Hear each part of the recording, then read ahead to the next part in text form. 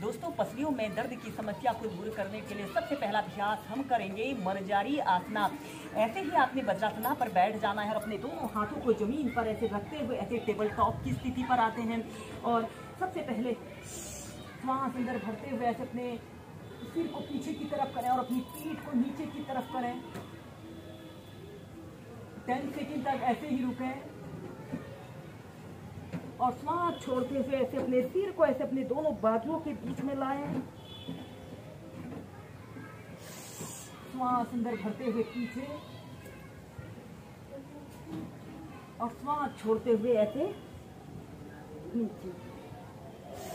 ऐसे ही कम से कम 8 से 10 बार श्वास प्रश्वास के साथ इस अभ्यास को कीजिए। यह अभ्यास हमारे सीने की मांसपेशियों को मजबूती प्रदान करता है और यह बहुत ही सरल और सहज अभ्यास है जिसे सभी लोग बहुत ही आसानी से और एक आरामदायक स्थिति में कर सकते हैं।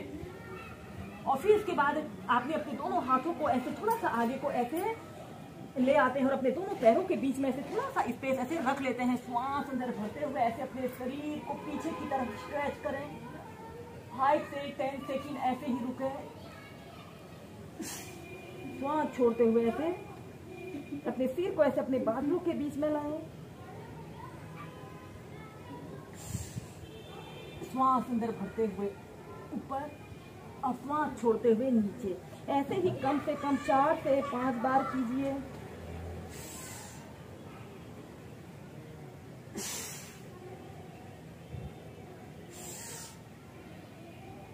और फिर इसके बाद ऐसे अपने दोनों घुटनों को ऐसे आपस में मिला देते हैं और चाइल्ड पोज।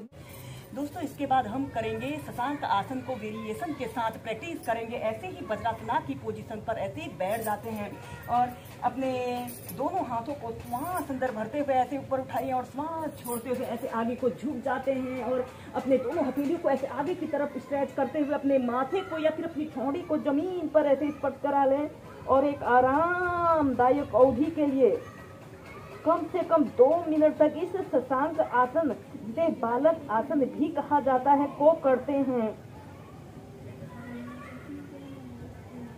Normal breathing. श्वास अंदर भरते हुए सीधे।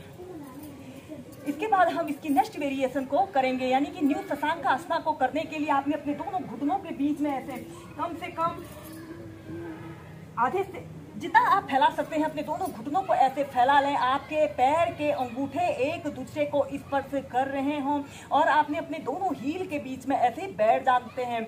अगर हो सके तो अपने हिप्स को जमीन पर स्पर्श कराने की कोशिश करें। श्वास अंदर भरते हुए अपने दोनों हाथों को ऊपर उठाएं और श्वास छोड़ते हुए ऐसे अपने दोनों हाथों को ऐसे आगे की तरफ करते हुए अपनी ठोड़ी को या फिर अपने माथे को जमीन पर ऐसे लगा लेते हैं। ऐसे अपनी दोनों घुटनों को भी स्ट्रेच करें और ऐसे कम से कम 2 से 5 मिनट या जितनी देर आप इसे होल्ड करके रख सकते हैं, होल्ड करके रखें। यह अभ्यास को करने से हमारा ऊपरी शरीर और निचला शरीर स्ट्रेच होता है और यह अभ्यास हमारे शरीर को काम, कूलिंग और रिलैक्स स्टेज में लाने वाला बहुत अच्छा अभ्यास है।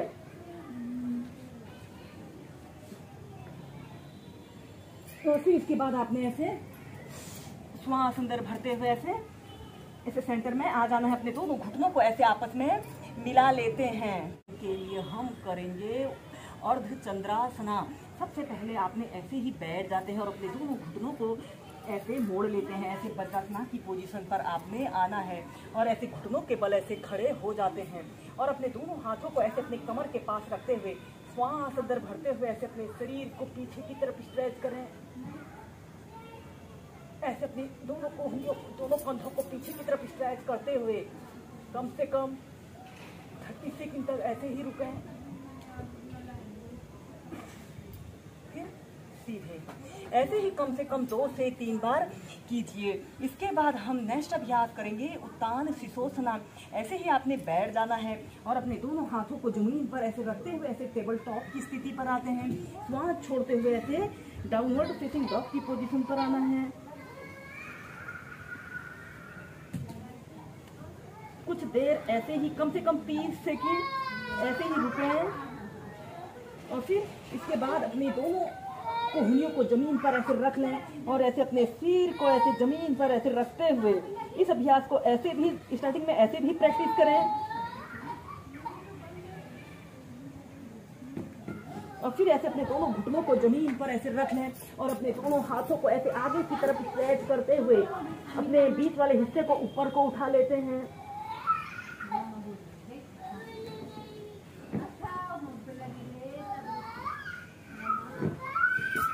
धीरे धीरे ऐसे सेंटर में आ जाना है।